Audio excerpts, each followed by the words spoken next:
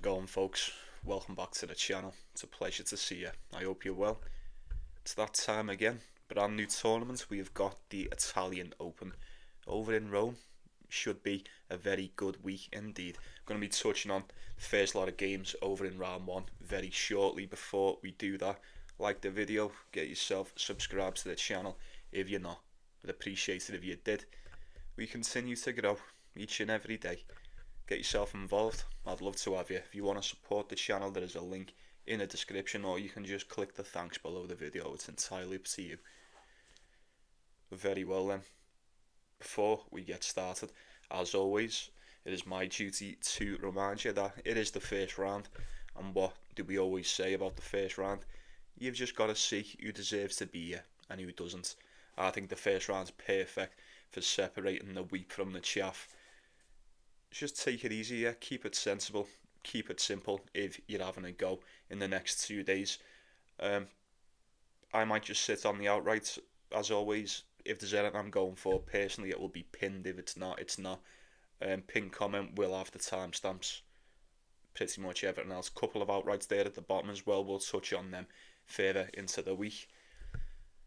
Let's talk about these fucking tennis games. First off, we have got Yuri Lehechka, Alexander Muller.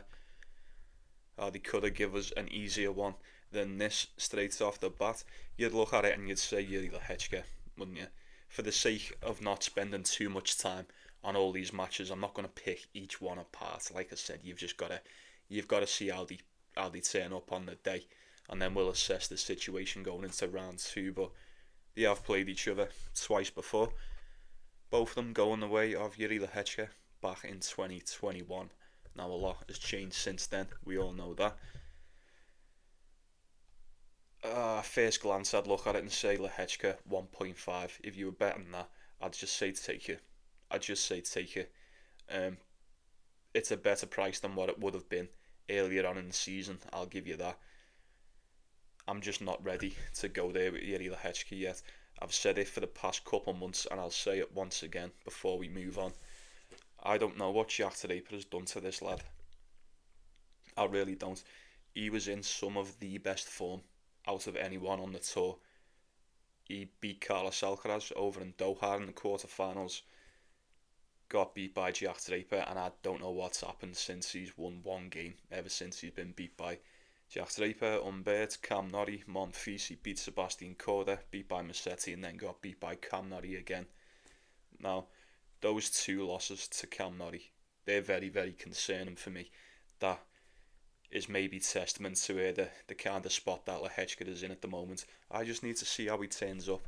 Alexander Muller, I'm going to have to say he's already got a title. Let's not forget, he's already got a title this year. He's played a lot better than what we thought he would. 8-7 on the clay, 16-12 on the season, as opposed to 14-8 for Yuri Lehechka. But like I said, this guy is in one hell of a rut at the moment. There's no doubt in my mind who the better player is. I know Yuri Lehechka is much better than Alexander Muller, but at this current moment in time, I wouldn't be so sure about that. If you were betting it, just take Muller for a set. I'm not picking that with much conviction, like I said. If I was to watch this game tomorrow and Lehechka was to just dog walk him in straight sets, I would not be surprised. He is more than capable of doing so. But we'll move on to look at this one. Back once again. They love giving us this, don't we? Jordan Thompson and Guillaume Pericard.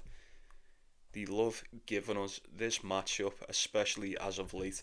And not only do they love giving us this matchup, they love having me sitting here pondering who's going to win, trying to pick it apart. Oh, on paper this is very, very tight. We know the ceiling of Pericard, versus the experience of Jordan Thompson. These played each other the other week in Monte Carlo. Thompson straight sets, 6-4, 6-3. And they played each other a little earlier on over in Miami. Straight sets once again, 2 tiebreakers from Jordan Thompson. These have played each other 4 times. Played once in Washington last year and then over in Herzogenbosch in 2023. Every one of them straight sets going the way of Jordan Thompson. I'm not going to waste anybody's time on this because Jordan Thompson ain't exactly playing that good. He's won 4 games. That's dating back to the start of the year, the very start over in Brisbane. He ain't been too good. He's went 6-6 on the year. Gio has went 6-8. He's currently on a 1, 2, 3, 4, 5 game losing streak. 2 of the 5 losses coming to, that's right, you guessed it, Jordan Thompson right here. Smart choice would just to be Jordan Thompson really, but I don't know. Both of them aren't playing great. It really is the battle of the shitters here. You pay your money, you take your choice. He's already beaten twice this year.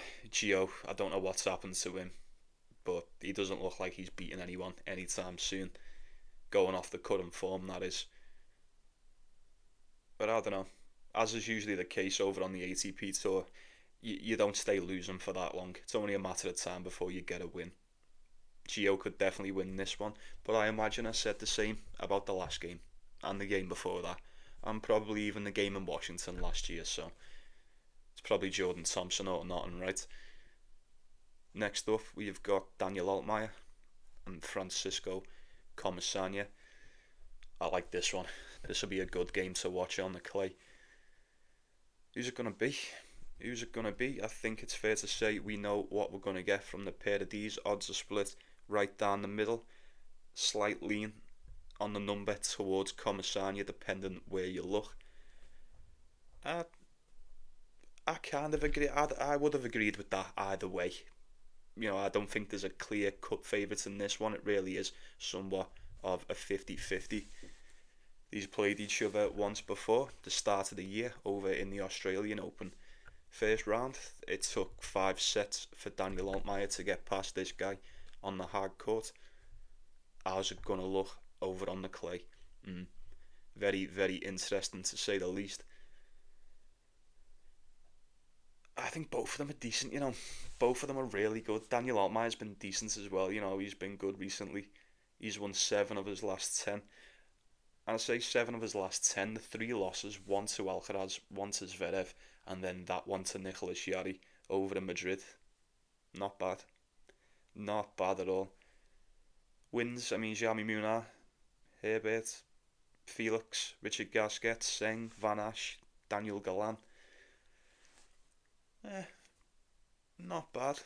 It ain't bad, I'll say that. I think Comesaña's looked, if anything, equally as good as Daniel Altmaier. He looked decent in Madrid. Pedro Martinez, straight sets, and then that game against Artur Fils. Now, I will admit a lot of that probably had quite a bit to do with Artur Fils just falling to bits during that game, but the result stands. It is what it is. And then he couldn't get past Cerundolo in the 3rd round, but it was a decent enough showing. I like watching him, I don't know what it is about him. He's good to watch, Comesaña. I'm not saying Altmaier's not, but I think Francisco Comesaña's got a little bit up his sleeve. I do. I would rather gamble on the unknown. I say the unknown, I'm imagining it's going to be pretty tight. At that price, I couldn't talk it off a set either way. I quite fancy Comesaña to get this one done, if anything, just edge it out. First round, he's usually good to go early doors in these clay tournaments. But with that being said, so is Daniel Altmaier usually. But then again, I don't know. He did get beaten straight sets by Nicolas Jarry over in Madrid. And Nicolas Jarry, even though he's got that win, he got beat straight after it, so he's still not in the greatest of form. I'd leave Comesaña being able to take just the 1 set off Daniel Altmaier. That's a nice little parlay piece, if you'd ask me. We've got Dinky, Mutet. Absolutely not. Absolutely not. If for some reason this is the one for you that you've been waiting for on the first round, I do apologise. I'm just, no.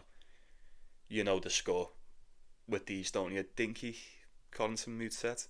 You get a Mutet at 1.3, so you do with that what you will, and we'll just crack on to Hugo Carabelli, Pablo Carreño Busta.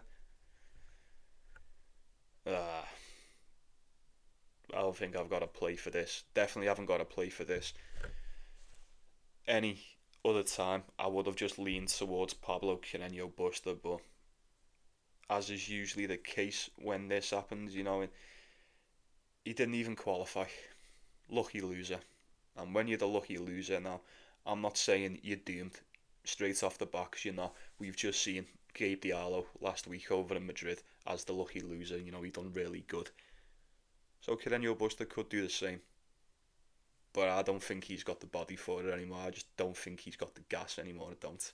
It's such a shame, man, but he struggles to get through these games. Not only that, he struggles to win them. I can't remember the last game I seen him win, like convincingly win. Probably going back to last year, and then again it was only for a week or two. Carabelli, I mean, he got dusted aside by O'Connell first round in Madrid, and then first round over in Monte Carlo against Alexander Muller.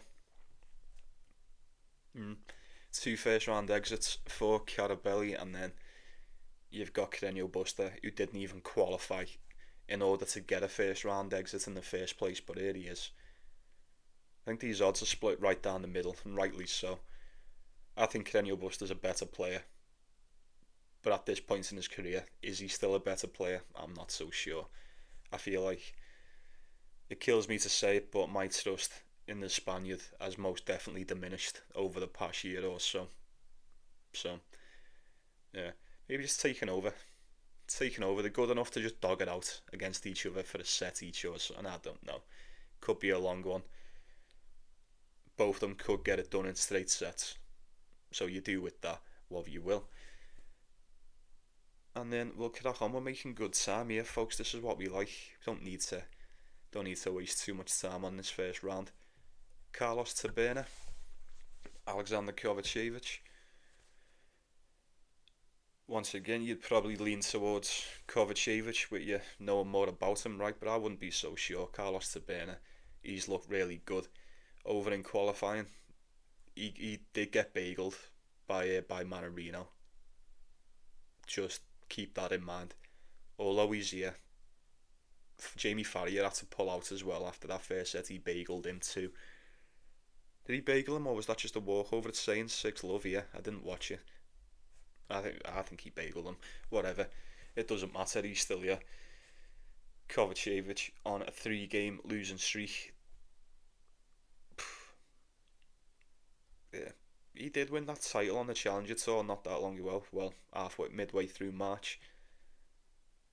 And then he hasn't really beat anyone since he's lost to Jensen Brooksby in Houston. Fair play, no shame in that. Cerundolo over in Madrid, and then Luca Nardi over in Portugal on the Challenger Tour last week. I don't know.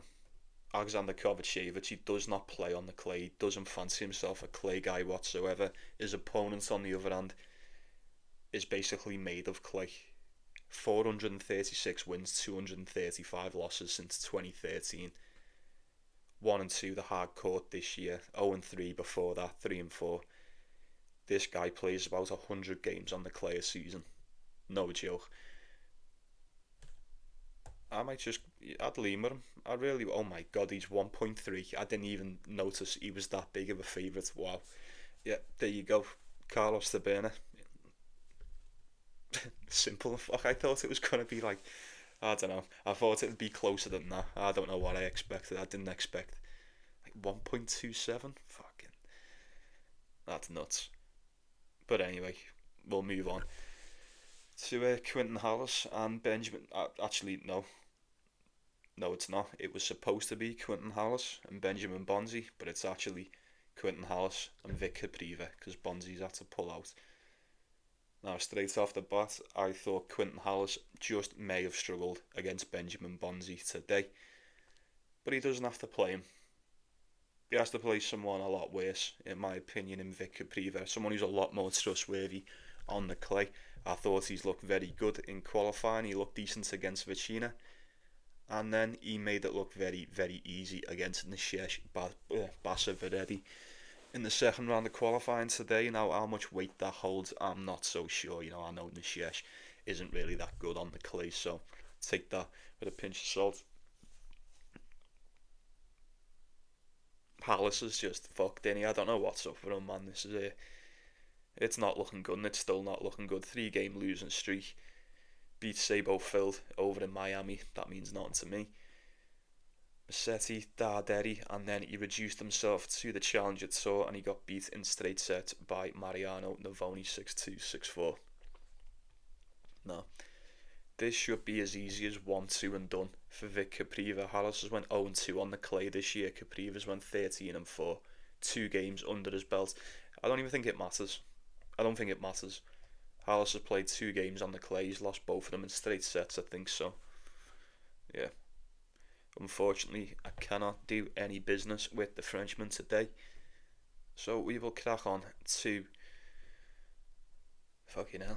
Jordan Thompson v Gio 2.0. We've got Talon Griekspoor and Kekmanovic. Head to head is 3-1 to Griekspoor. That was over at Indian Wells earlier on in the year. Remember that? Tiebreaker in the first to Kekmanovic, then 6-4, 6-3 to Talon Griekspoor. Just like the Thompson and Gio game, I'm not going to waste anyone's time because they love giving us this and we love pondering on the result, and it's the same every damn time. They always take a set off each other. Doesn't matter where they play, when they play, they're always very close. They always go over the total, and there's always tiebreakers. Always. Neither one has ever beat the other in straight sets. There you go. There you go. I feel like this one picks itself 99% of the time. I'd probably go with Talon Griekspoor to get this one done. I think you'd be wise to. He's been fairly decent this year. But I don't think it's just cut and dry as take Talon Griekspoor and don't think about it, you know.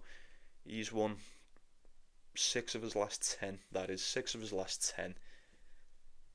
And I'm looking at the defeats, you know, Darderi, Fils, Zverev, Draper. That's alright, it's not too bad. The one to Darderi was in the final over in Marrakesh as well, so I'll give him that. But the wins though as well, look at the wins. I mean, Vic Capriva, Jana Hanfman, Leonard Tien, Camille Majerac, Matteo Bellucci, Pablo Carreño Busta. Are any of those wins a lot better or a lot more trustworthy than, let's say, a win over a fairly informed Kekmanovic or a fairly good to go Kekmanovic on the day? I'm not so sure. I think it'll be a lot closer than the last couple of wins for him. I do. 1.6, 1.7 for Griekspoor. It'd have to be. Take Griekspoor for a set. That is an ideal parlay piece. And then there's a few shitters here. We'll sweep them up towards the end. We'll talk about the main ones. Who have we got next? Yeah, we'll do you. We'll do you. And we'll do you. And then we'll fuck the rest of you. And we'll do you at the end. Right, okay. Right then, if you've made it this far and you're not subscribed, what the fuck are you doing? Get yourself involved. Like the video as well. That is, if you're still watching, if you're even seeing this, you may have just skipped through the timestamps, and that's alright with me. But we've got Lorenzo Sonego and Roman Borichaga. We're in Italy. It's the first round. You'd probably go with Sonego, right? 1.45, 1.5 on the decimal. That seems alright. That's not a bad price, but I do think Borichaga is a decent player. 3 sets in both his games in qualifying, Daniel Galan and then Carreño Busta today. He's went 20-12 on the clay this season. Sonego has went 1-3, so I would approach this one with severe caution. Sonego has won 3 games of his last 10. That's dating back to Marseille, start of Feb. Van Asch, Navone, Kekmanovic. I don't know. The crowd may just give him that extra something that he needs today. I'm not too sure. I do not think in a form such as this one that Sonego goes in, I'm not too sure how much the crowd is going to do for you. 3-10? I mean, if that's not struggling, I don't know what is. Borichaga's won 7 of his last 10. Very, very acclimated to this surface. Maybe just take him for a set. I don't know. He is a dog. I think he could win this one. I think he could pull off the upset in the first round. I wouldn't bank on it, but crazier things have happened. Maybe taking over. Don't know. So it's tough with these first round games. You've just got to see who turns up. If the Sonego that I know turns up, he'll be very strong behind the serve.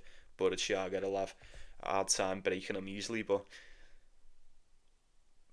Chaga's decent on the clay too. I would imagine this to be close and go over.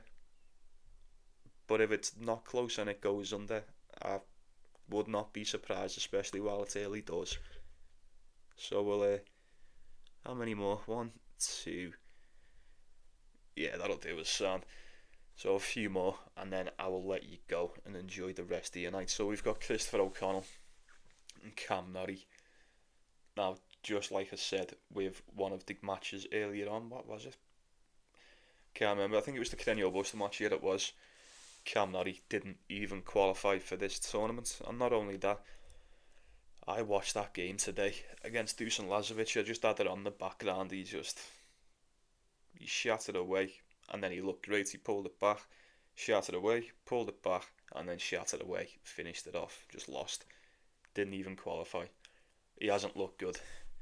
He pulled off an upset, I'd say, against you. You'd say an upset against Yuri Lehechka. We knew it was going to happen. We called that. And then he just shot the bed against Gabe Diallo in the third round. I still can't believe that. Christopher O'Connell, I know what I'm going to get from him. Looked decent against Carabelli, and then got beat by Taylor Fritz straight after that. It's what I expected. 6-1, 6-4 by Fritz as well. It was quite the arse whipping. Now he's depends. 2.4, 2.5, and then 2.2 at Betfair. I don't know why that is, but yeah. Have a little shop around. You'll get a better price on Christopher O'Connell there. Same goes for Cam Norrie. If you're going to trust them, I would not trust them to get this one done. Like I said before, just because you're a lucky loser doesn't necessarily mean you stand no chance and you're doomed straight out the gate. But if you can't beat Dusan Lazovic, you can't beat Dusan Lazovic in 3 sets. I mean, Christopher O'Connell might just fucking dust you aside in 2. But I don't know. I think Christopher O'Connell might be a little bit of a better matchup for Cam Norrie on the day. So you let me know. You tell me. Just food for thought. We have got... I'll tell you what. We'll finish off with this one. And then we'll just sweep up the rest. Because fuck knows what's going to happen with these. We've got Boo. Good old Boo. Honey Boo Boo. And Darderi. I think Luciano Darderi gets it done against Boo today. Why, you may ask? Well, Boo's just been quite shit this year. I was going to say he's been quite shit on the clay, but he was shit on the hard court too. It's quite a shame, because we know how good he was last season over on the hard court, that is. 2-4 this year on the clay. Rams Vinulus and Budkov Kiar, whatever, yeah, I think that's how you say it. Over in qualifying for Monaco, he hasn't beat anyone. He's barely beat anyone all year. It's like I said, it's quite a shame. Quite a shame. Luciano Darderi, we know what we're going to get from this guy on the clay. Like I said, he did take that title over in Marrakesh when he beat Talon Griekspoor. He looked fantastic all week too. Just checking Boo's record, because I've just said with like full certainty that he's beat no one. But I'm not actually that certain. Yeah, he's beat fucking no one. Yeah, he's beat no one. What are the odds he's going to snap out of this shit that he's in? He's going to put himself out of the mud against Luciano Darderi at home. 13-7 on the clay this season, 14-12 overall. I mean, hasn't been playing that good as of late. He got beat by Shelton in Munich. Beat Quinton Hallis over in Madrid. Lost to Big Foe. We had to pull out against Big Foe. And then, who the fuck's that? He's just been beat on the Challenger Tour by Ignacio. How'd you say his name? Yeah. Is it Buse? I don't know. Yeah, well, he's just been beat by this kid in straight sets. Bageled him as well. Oh my god, he bageled him and then 6-4. Fuck, what's going on with Darderi at the moment? I don't know. 1.4. I think they're begging you to take him. He should get it done. He's at home. I think all the signs point towards the Italian today. although Darderi hasn't looked that promising in his last couple of games, we have been given so much more from him this season on the surface, so you would probably have to back him, right?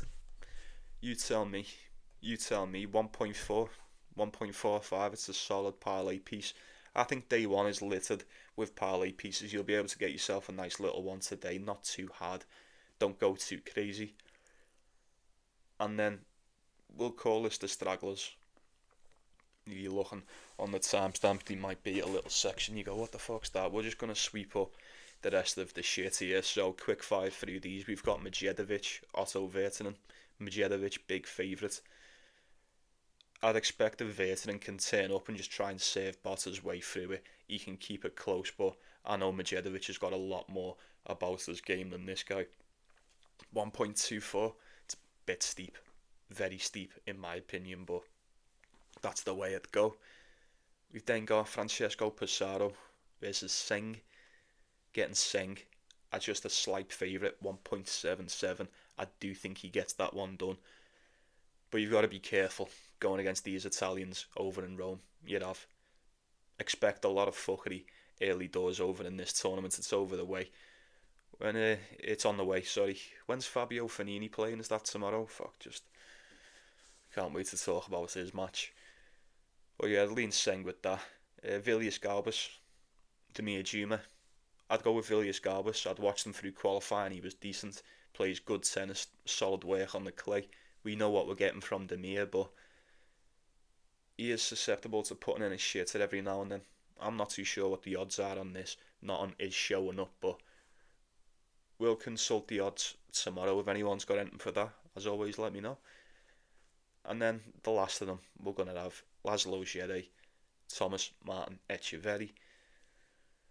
You pay your money and you take your choice. I have no idea who's going to win this one, hence why I've left it to the end with the stragglers. Didn't want to take up too much of your time on the first day. I would probably lean with Laszlo Djere. You get an Etcheverry as a slight favourite, but he hasn't been in the best of form lately. We do know he does the majority of his business over on the clay. He's won 5 and 7 this year. Laszlo Djere has won 15 and 4. We've got a lot more from him, and what we've seen has been a lot more promising too. So, with that being said, it would be Djere or nothing. 3 out of his last 10 for Etcheverry. You can't be backing that with much confidence. Don't lie to me, you know you can't. But very well then, folks. I'll be saying good night to you. Rather pleased, in fact, very, very happy to be back in business with another tournament. See what we can do, eh? Like I say, if I've got anything that I'm going for personally, it's pinned. If it's not, it's not. Share with the group, don't be shy. We all like winners. Anything for the tennis, WTA, baseball, basketball, you name it. Get yourself involved and share with everyone, right? Don't be a stig. Don't be stigging down on your picks. You know what we... You think we don't like winners over here? Yeah, of course we do. But alright then. You take it easy, yeah? You take care of yourselves. You take care of one another. Like and subscribe. Like and subscribe.